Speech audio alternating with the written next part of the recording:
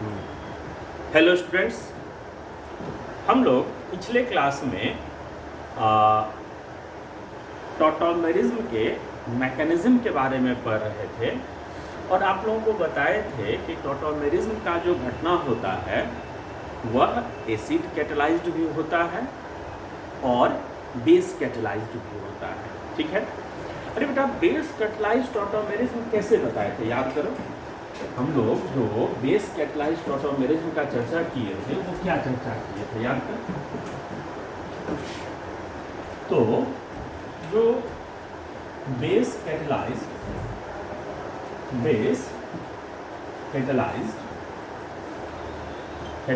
Tautomerism का हम लोग चर्चा किए थे, उसमें आप लोग को बताए थे ये कि जैसे मान लीजिए कोई molecule C double bond O CH2 C double bond O CH3 और इसको हम लोग किसी एक बेस के साथ रिएक्शन करवा दें। इस मॉलिक्यूल के सॉल्यूशन में कोई बेस या मॉलिक्यूल को बेसिक सॉल्यूशन में घोल दिया हमने। अगर हमने मॉलिक्यूल को बेसिक सॉल्यूशन में घोल दिया तो बेस क्या करेगा, याद रखना। एसिड बेस रिएक्शन सबसे फास्ट होने वाले रिएक्शनों में से एक है। एसिड बेस रिएक्शन तुरंत हुआ करता है। तो इस मॉलिक्यूल में जो सबसे ज़्यादा एसिडिक हाइड्रोजन होगा, इस मॉलिक्यूल में जो सबसे ज़्यादा एसिडिक हाइड्रोजन होगा उसको बेस सबसे पहले रिमूव कर देगा। ठीक है बेटा। इस मॉलिक्यूल में सबसे ज़्यादा एसिडिक हाइड्रोजन है कौन सा, तो ये वाला, क्योंकि यहाँ हाइड्रोजन हटने के कारण बनने वाला एनायन आइदर साइड रेजोनेट होगा। तो बेस उसको रिमूव कर देगा और ये काम बहुत जल्दी हुआ करेगा, बहुत तेजी में। ये C double bond O CH3 हो जाएगा और बेस उसको हटाने के बाद अब अगला यहाँ पर घटना क्या होगा। यह जो एनायन बना है, यह एनायन आइदर साइड, दोनों में से किसी एक साइड रेजोनेंस में पार्टिसिपेट करेगा। अरे बेटा, ये एनायन अगर दोनों में से किसी एक साइड अगर रेजोनेंस में पार्टिसिपेट करे तो अगला रेजोनेटिंग स्ट्रक्चर दिखेगा कैसे। तो अगला रेजोनेटिंग स्ट्रक्चर जो दिखेगा वो दिखेगा C double bond O CH3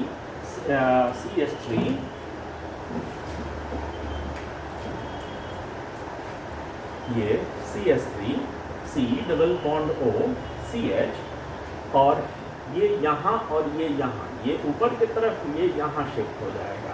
तो डबल बॉन्ड C, ये O माइनस और ये CH3, ये O पर माइनस और ये CH3। अब क्या होगा, देखो कैटलिस्ट हम लोग बोलते हैं जो प्रोसेस खत्म होते होते वापस आ निकल जाए।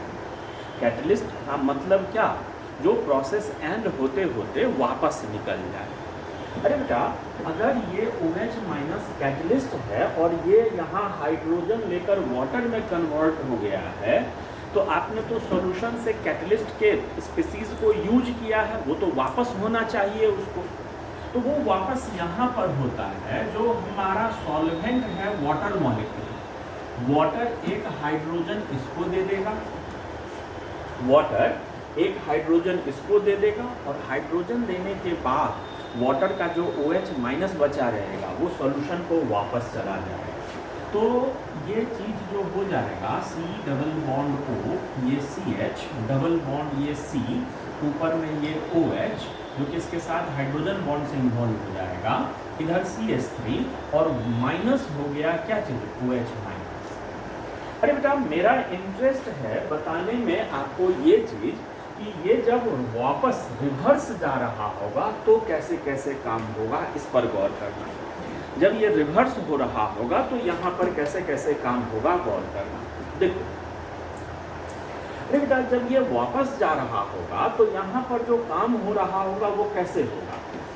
इस पूरे मॉलिक्यूल में जो सबसे ज़्यादा एसिडिक हाइड्रोजन है उसको बेस हटाएगा।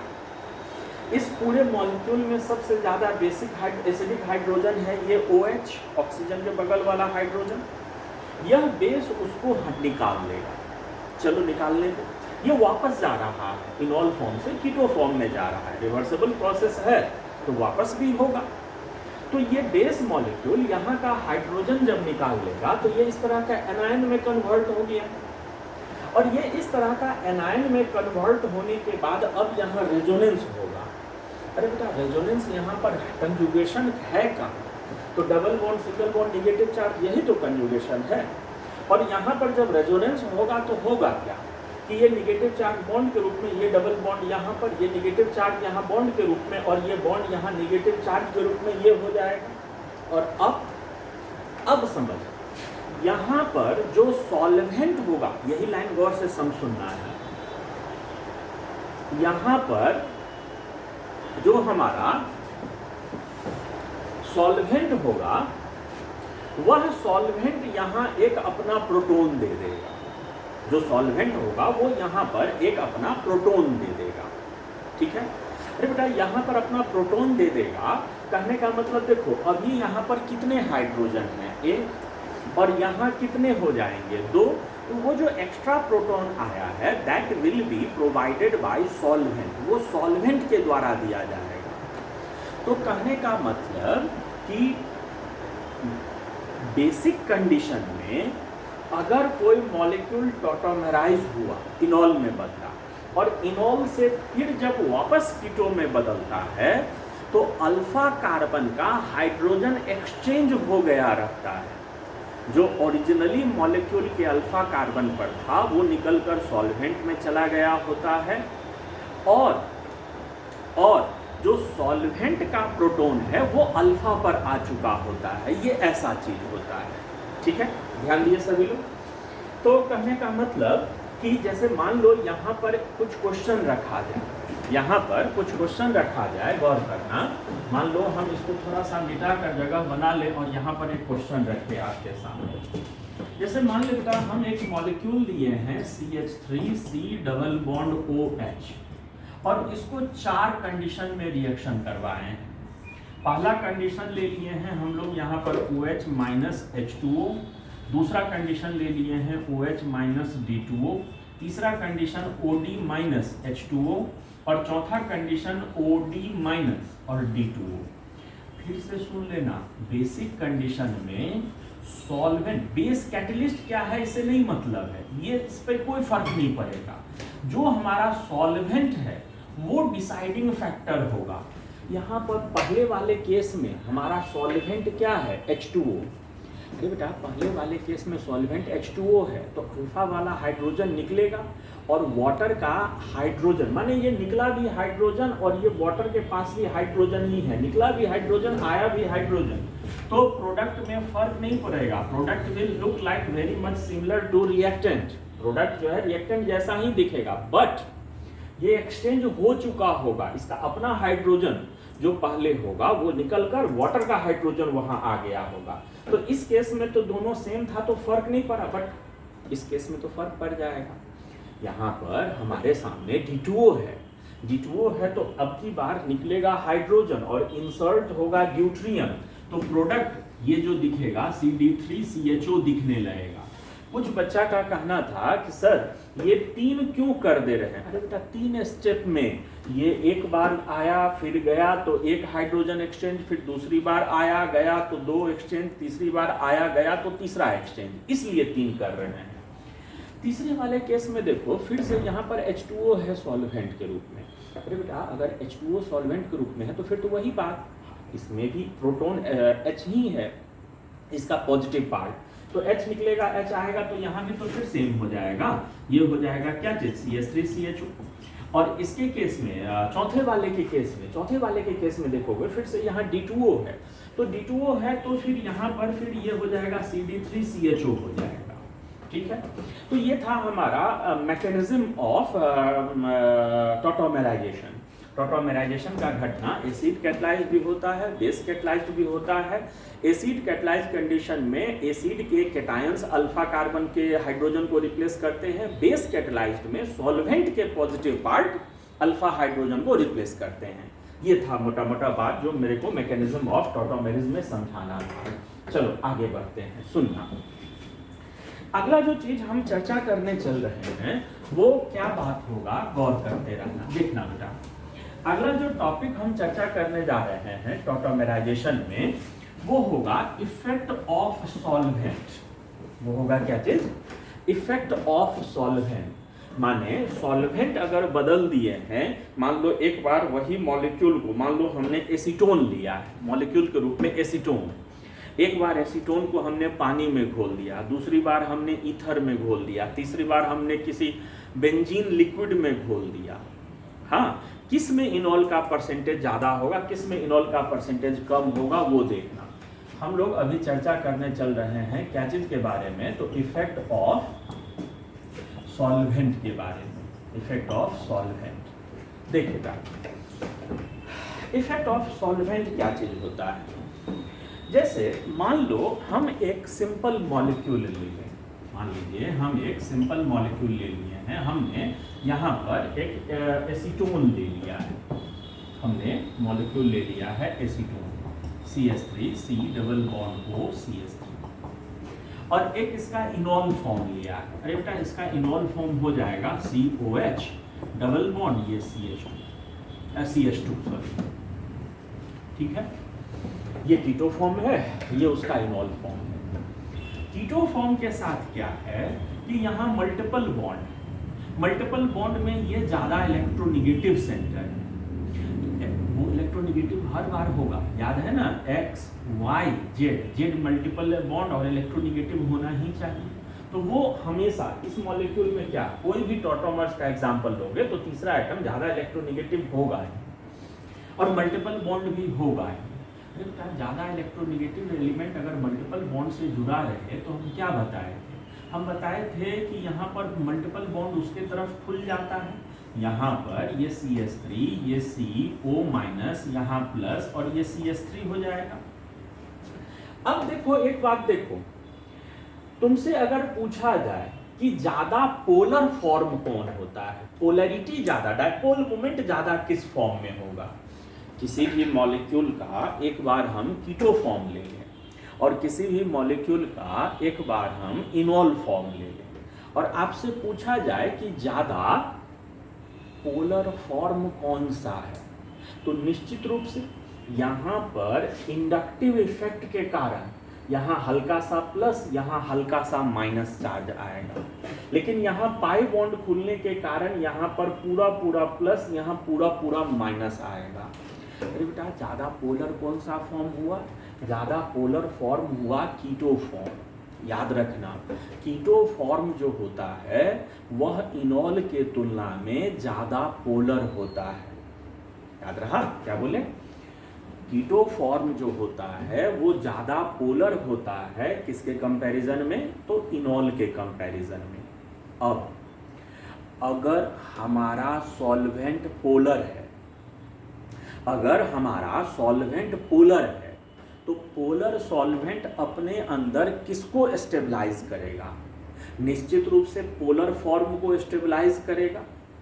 तो याद रखना अगर पोलर सॉल्वेंट हम लोग लेंगे तो वहां पर हमेशा कीटो का परसेंटेज थोड़ा नॉर्मल से बढ़ जाएगा। जैसे एक क्वेश्चन पूछा, गौर से सुनना बेटा, एक क्वेश्चन पूछा हम लोग से कि हम लोगों ने एक बार वाटर में एसीटोन घोल रखा है, ठीक, और एक बार हमने बेंजीन लिक्विड में एसीटोन घोल रखा है, एसीटोन मॉलिक्यूल को, दोनों में वो अपना इनॉल के साथ इक्विलिब्रियम एस्टैब्लिश किया, परसेंटेज ऑफ इनॉल ज्यादा किस में होगा, शब्दों को गौर से सुनना। Acetone is dissolved in two solvents, first one is in water and second one is in benzene. The question is which solution will have highest percentage of enol। सुनिए, अब वाटर तो ज़्यादा पोलर है, उसका डाइइलेक्ट्रिक कांस्टेंट बहुत ज़्यादा होता है, इलेक्ट्रोनिगेटिविटी का डिफरेंस काफ़ी ज़्यादा है।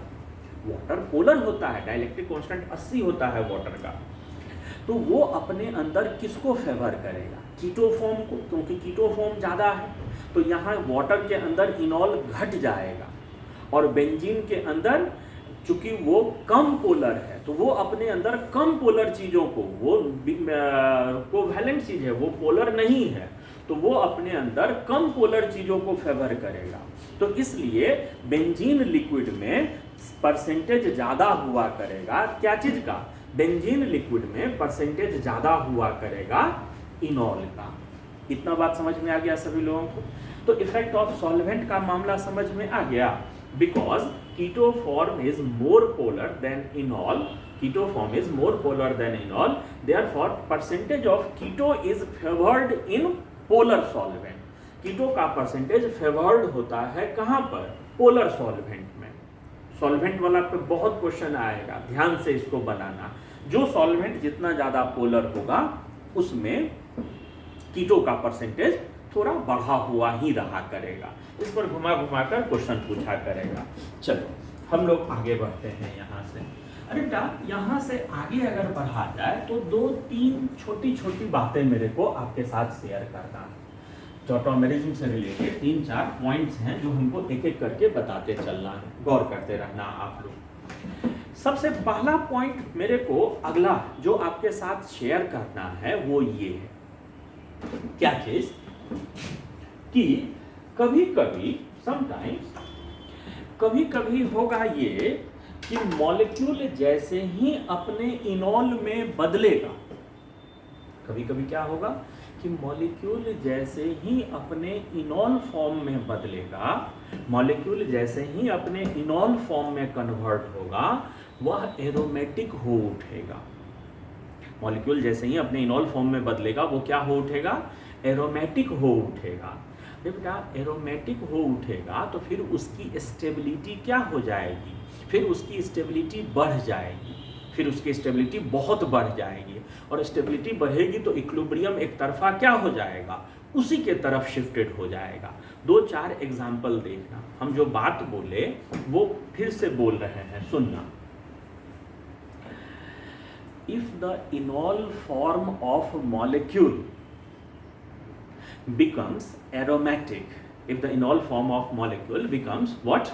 Aromatic, then percentage of enol is, in those case percentage of enol is almost very close to 100। वहाँ इनॉल का परसेंटेज काफ़ी हद तक 100 के क्लोज हो जाता है। जैसे हम कुछ एग्जाम्पल आपके सामने रखने जा रहे हैं इस बात के, वो गौर करना। पहला एग्जाम्पल जो आपके सामने रखने जा रहे हैं वो देख बेटा ऐसा, जैसे मान लो साइक्लोहेक्स डाइईन और ये ओन है, ठीक, ये मॉलिक्यूल है। अब इस मॉलिक्यूल में बात क्या है कि अगर यहाँ वाला हाइड्रोजन टॉटोमेराइज हो जाए, अरे बेटा अगर यहाँ वाला हाइड्रोजन टॉटोमेराइज हो जाए, ये हाइड्रोजन मूव करके यहाँ चला है, मल्टीपल बॉन्ड यहाँ आ जाए, तो ये मॉलिक्यूल कैसा दिखने लगेगा? देखो तो यह मॉलिक्यूल ऐसा नहीं दिखने लगेगा, ये OH और ये फेनॉल एरोमेटिक, इसका जो इनो परसेंटेज हो जाएगा ऑलमोस्ट 100 क्लोज। पूरा 100 नहीं लिखेंगे, 100 उसको कर दिए तो फिर 0, और फिर इसका इक्विलिब्रियम का मतलब ही नहीं रहेगा, तो वो समझो वही 99.999 समथिंग, और ये बहुत कम ऐसा। और कोई एग्जाम्पल? तो हाँ बेटा बहुत सारे एग्जाम्पल हैं ऐसे, ध्यान देना। हम एक उदाहरण आपके सामने मॉलिक्यूल ले रहे हैं, ये मॉलिक्यूल देखो, ये मॉलिक्यूल देखो, ठीक है। ये मॉलिक्यूल को अगर देखोगे तो यहाँ पर देखना बेटा क्या चीज, अगर यहाँ वाला हाइड्रोजन टॉटोमेराइज यहाँ हो जाए, यहाँ वाला हाइड्रोजन टॉटोमेराइज यहाँ हो जाए, यहाँ वाला हाइड्रोजन टॉटोमेराइज यहाँ हो जाए, तो इसका दूसरा फॉर्म कैसा दिखेगा बोलो तुम? इसका जो दूसरा फॉर्म दिखेगा वो डबल बॉन्ड यहाँ, ये OH, ठीक, फिर ये वाला हाइड्रोजन टॉटोमेराइज यहाँ हो जाए तो ये OH, ठीक, और फिर ये वाला हाइड्रोजन टॉटोमेराइज यहाँ हो जाए तो ये OH और यहाँ डबल बॉन्ड, वो भी एरोमेटिक नहीं हो गया। जैसे मान लो एक एग्जांपल और देखो, क्या चीज, एक एग्जांपल और देख, जैसे मान ले यहाँ पॉजिटिव चार्ज, ठीक है, और यहाँ डबल बॉन्ड O है, यहाँ पॉजिटिव चार्ज है और यहाँ डबल बॉन्ड O है, ठीक है बेटा। अब देखो बात क्या है कि अगर यहाँ वाला हाइड्रोजन इसके साथ टॉटोमेराइज हो जाए, अगर यहाँ वाला हाइड्रोजन उसके साथ टॉटोमेराइज हो जाए तो ये कैसे चीज में बदल जाएगा? ये डबल बॉन्ड, ये OH और यहाँ पॉजिटिव चार्ज, ये एरोमेटिक हो गया ना, तो ये एरोमेटिक हो जाएगा। तो इन लोगों का जो इनॉल का परसेंटेज होगा वो ऑलमोस्ट 100 में हुआ करेगा, काफ़ी ज़्यादा हुआ करेगा। इतना बात समझ गए सभी लोग? इसके और भी बहुत सारे एग्जाम्पल होते हैं। अच्छा, इसी का उल्टा बात भी,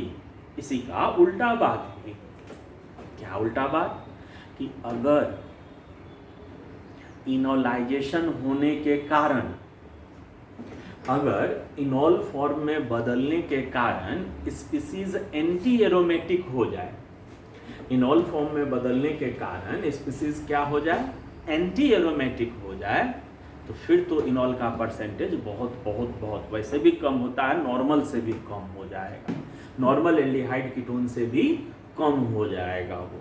ध्यान दिए, अगर कभी सजाना हो, तीन मॉलिक्यूल दिया हुआ हो और बोले कि इन लोगों में परसेंटेज इनोल के आधार पर सजाइए, तो ध्यान देना, अगर किसी में इनोलाइजेशन के कारण एरोमेटिक हो रहा होगा तो उसका इनोल सबसे ज़्यादा, नहीं एरोमेटिक नॉर्मल हो रहा हो तो वो बीच में, और एंटी एरोमेटिक इनोलाइजेशन के कारण हो जा रहा हो तो फिर वो सबसे अंत में आ जाएगा।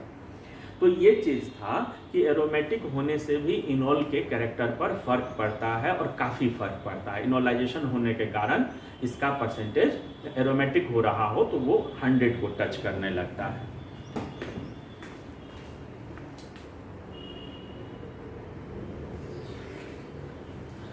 ठीक है, आगे बढ़ते हैं। एक दो और छोटे छोटे पॉइंटों को देखना, एक दो और छोटी छोटी बात है जिसके बारे में सुनते चलना। देखो बेटा, अगला जो चीज मेरे को कहना है वो क्या कहना है, देखना।